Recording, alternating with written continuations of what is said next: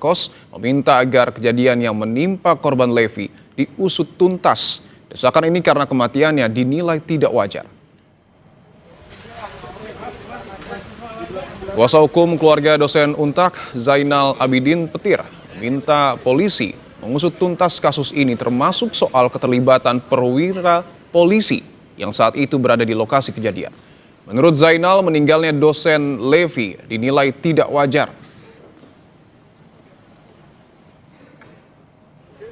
Polisi betul-betul bisa mengungkap misteri kematian dosen muda cantik Dr. Levi.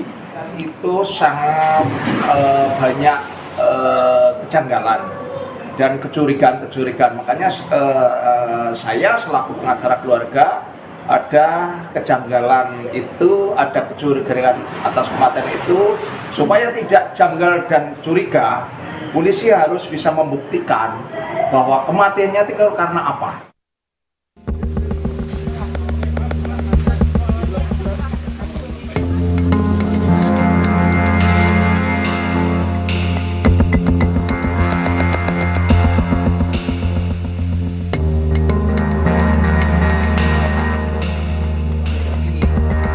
Duka yang dialami keluarga Dwinanda Lincia Levi begitu dalam usai kabar kematian Levi datang. Levi, dosen Universitas 17 Agustus atau Untak Semarang, ditemukan tewas di kamar indekos hotel Senin 17 November 2025. Peristiwa tewasnya Levi diketahui usai dilaporkan AKBP Basuki yang belakangan diketahui memiliki hubungan asmara dengan almarhumah. Basuki menjadi saksi kunci dalam peristiwa ini. Tak berapa lama polisi kemudian menyatakan AKBP Basuki dipatsuskan atau ditahan selama 20 hari karena melakukan pelanggaran berat kode etik Polri terkait hubungannya dengan almarhumah. Selain proses pelanggaran kode etik AKBP Basuki, polisi masih menyelidiki kasus kematian Levi. Pendalaman dilakukan untuk mengungkap ada tidaknya tindak pidana di kematian Levi. Ini saat ini menjadi saksi utama dari peristiwa tersebut karena yang bersangkutan berada di kamar tersebut dengan korban. Oleh karena itu, kita sedang melakukan pendalaman yang intensif terhadap yang bersangkutan. Diharapkan nanti hasil pendalaman yang dilakukan oleh penyidik ini nanti akan kita sandingkan dengan bukti-bukti yang lain. Di kasus kematian Levi, muncul anggapan kejanggalan lantaran AKBP Basuki sempat mengirim foto Levi dengan bercak darah ke keluarga. Soal ini, Untak Semarang membentuk tim advokasi untuk mengawal penyelidikan kasus sekaligus proses pelanggaran kode etik AKBP Basuki. Awal mulai dari Senin lah, insya Allah ya, Senin kita mulai mengawal kasus ini, baik di tingkat di profesi itu, di Propam, Provos, maupun nanti pada saat penyidikan kalau memang itu masuk dalam ranah tindak pidana. Untuk mengungkap misteri kematian Levi, polisi telah melakukan olah TKP, memeriksa saksi, dan mengumpulkan barang bukti. Tim Liputan Kompas TV. Saudara, hingga kini penyebab kematian dosen Untak masih terus didalami polisi. Soal kasus ini kita bahas bersama kuasa hukum dosen Levi, Zainal Abidin Petir, dan juga mantan Kabar Reskrim Susno Duaji. Pak Susno, selamat sore. Bang Zainal, selamat sore. Selamat sore para pemirsa. Ya, saya mau ke Bang Zainal dulu selaku kuasa hukum dosen Levi ya, atau keluarga dosen Levi. Saya mau tanya Bang Zainal, jadi yang keluarga maksud ada kematian yang tidak wajar. Bagian mana kematian yang dianggap keluarga ini sangat tidak wajar? Ya, terima kasih Mbak Audrey. Kematian yang tidak wajar itu muncul kecurigaan karena Dr. Levi meninggal di kamar hotel, kondisi telanjang bulat, dan ada bercak-bercak darah. Ini kan dianggap tidak wajar, dan ada kecurigaan, keluarga curiga sebetulnya meninggalnya karena apa.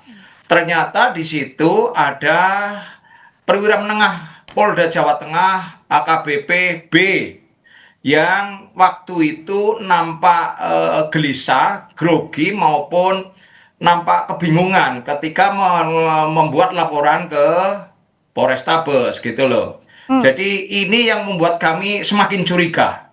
Apalagi waktu itu AKBPB berusaha mau minta barang bukti, Oke. baik laptop maupun HP. Bang Zainal, Ini oke.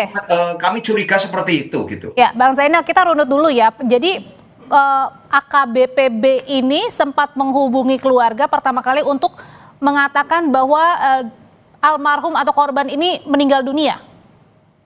Oh bukan, yang menghubungi itu bukan AKBPB. AKBPB kan kemudian lapor ke polisi, tapi dari kejadian jam 5.30 itu selangnya lama untuk lapor ke polisi, ke Polrestabes itu.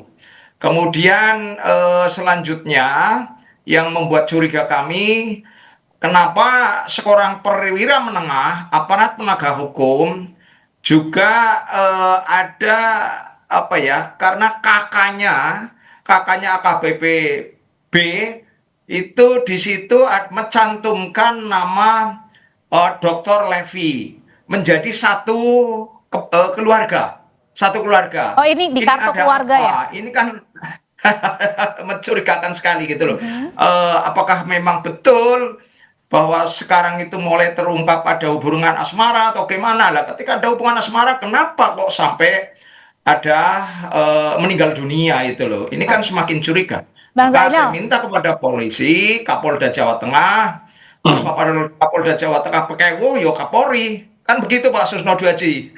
Iya. Supaya harus diungkap supaya polisi baik. Saya minta ungkap seterang-terangnya supaya polisi baik. Bukan saya membenci polisi loh. Polisi sekarang lagi Oke. cukup jelek di mata masyarakat. Baik. Coba sebetulnya kematiannya karena apa gitu loh. Oke, ini yang masih dipertanyakan Pak Susno adalah kematiannya karena apa? Karena banyak kejanggalan yang ditemukan oleh keluarga Pak Susno. Nah, kalau dilihatnya sendiri Pak Susno, ada dugaan-dugaan apa sih? Meskipun ini masih diselidiki ya oleh penyidik. Baik, dari segi kematian ini kita pertama mengucapkan duka kepada pihak keluarga ya.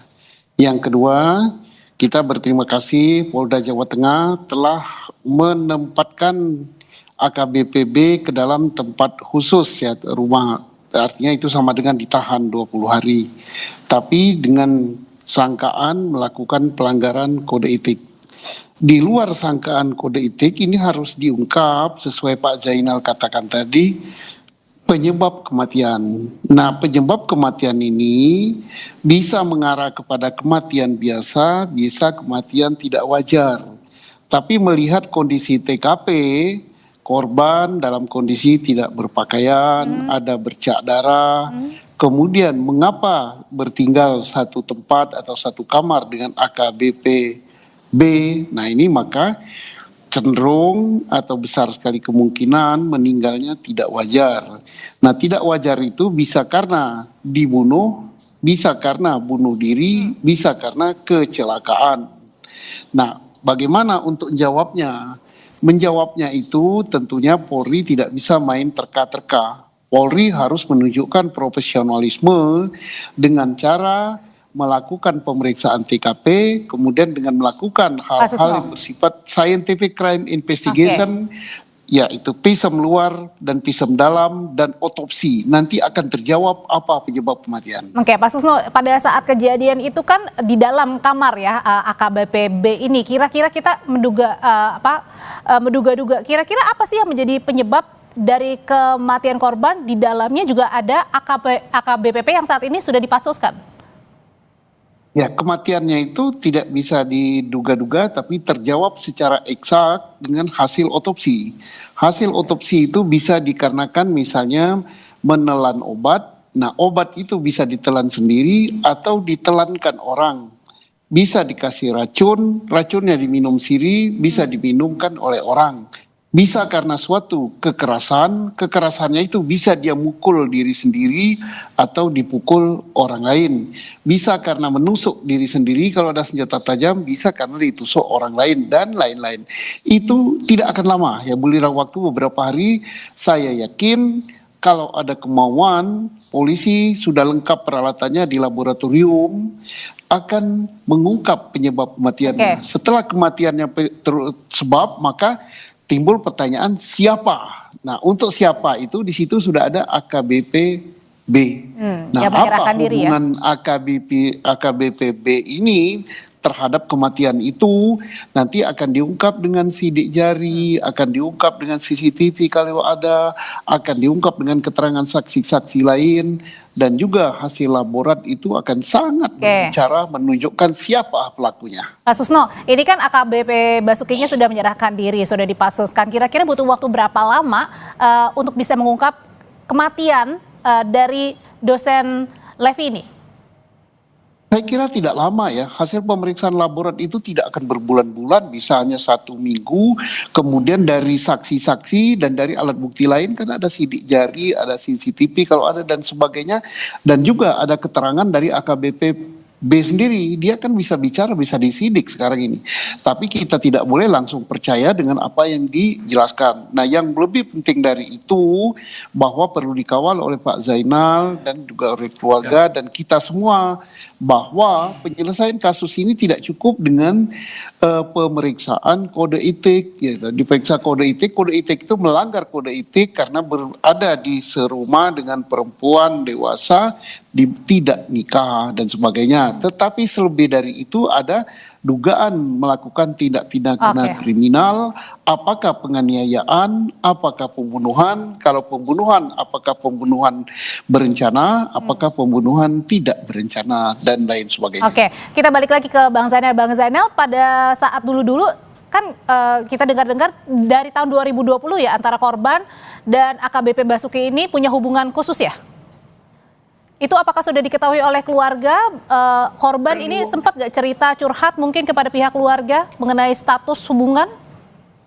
Jadi keluarga sampai saat ini tidak tahu ada hubungan asmara atau hubungan khusus. Hanya mulai menebak-nebak. Karena kenapa kok sampai satu kakak kepala keluarga di kartu keluarganya itu, sementara dia masih ada istri dan anak, 1 perempuan.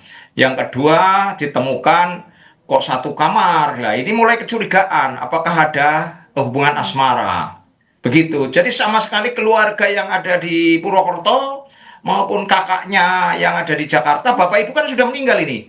Bapak ibu sudah meninggal, kemudian tinggal kakaknya saja karena saudaranya hanya 2 di Jakarta. Jadi sama sekali tidak pernah mendengar kalau ada pacaran dengan seorang polisi, itu tidak pernah, tidak mendengar itu. Dan pada saat setelah kejadian ini berlangsung, tadi dikatakan bahwa AKBP Basuki ini sempat meminta laptop ya tadi ya? Iya, itu menurut informasi laptop mau dibawa oleh AKBP B, tapi oleh petugas Inafis dari Polrestabes Semarang dilarang karena ini bagian dari barang bukti gitu loh. Dan perlu saya tambahkan bahwa Pak Susno Dwaji bahwa sekarang itu sudah ada laporan polisi. Kalau AKBP B sekarang di laporan polisi itu model B, laporan polisi model B. Kalau laporan polisi model B kan karena temuan dari petugas maupun dari polisi, dia kena pasal 359. Kelalaian menyebabkan orang mati. 359 KUHP. Nah, sekarang perkaranya tadinya dari Polsek Gajah Mungkur, karena wilayah kejadian di TKP-nya kan masuk Polsek Gajah Mungkur. Sekarang itu sudah ditarik ke Polda Jawa Tengah. Ini untuk didalami lebih lanjut ya berarti ya. Direktur Kriminal Umum Polda Jawa Tengah. Waktu itu saya mau membuat laporan untuk pidananya. Dia sudah sampaikan sudah ada LP-nya, Mas Petir. Oke. Jadi nggak perlu laporan lagi. Oke, Oke, siap. baik. Gitu. Bang Zainal, kalau gitu saya mau tanya ke Pak Susno. Pak Susno, tadi penerapan pasal 359 yang berhubungan dengan kelalaian yang menyebabkan atau mengakibatkan orang meninggal dunia, apakah itu tepat atau harus didalami lebih dalam lagi nih? Harus didalami ya, tapi kenapa didalami? Mungkin ini untuk cepatnya pihak penyidik tidak hanya melakukan pelanggaran kode etik tapi sudah mengarah kepada kriminal. 359 itu adalah karena lalainya menyebabkan meninggalnya orang lain, itu kriminal. Tetapi lebih dari itu bisa berkembang menjadi peristiwa penganiayaan, bisa berkembang kepada pembunuhan. Pembunuhan pun bisa pembunuhan bisa pembunuhan berencana. Oke, Kalau baik. pembunuhan berencana itu ancaman hukumannya sangat berat, tapi ini akan berkembang dia. Dan ingat di catatan, untuk menyidik peristiwa seperti ini tidak perlu ada laporan polisi. Tapi kalau ada laporan polisi ya bagus. Pak, ini bukan delik Oke. aduan, ini delik biasa gitu. Yang pasti sampai dengan sekarang masih diselidiki dan AKBPB ini sudah dipasuskan ya dan tidak berhenti sampai di situ saja diharapkan. Terima kasih mantan Kabar Reskrim Susno 2J dan juga Zainal Abidin, kuasa hukum dosen Levi Terima atau kasih. keluarga dosen Pak Levi. Zainal, Terima kasih. selamat sore. Selamat sore, Bapak. Pak Susno 2J. Ya. Mantap. Saudara, usai jeda kami akan kembali dengan informasi ganggu pengguna jalan. Proses pembersihan lumpur yang berada di jembatan Curah Kobokan, Lumajang terus dilakukan petugas.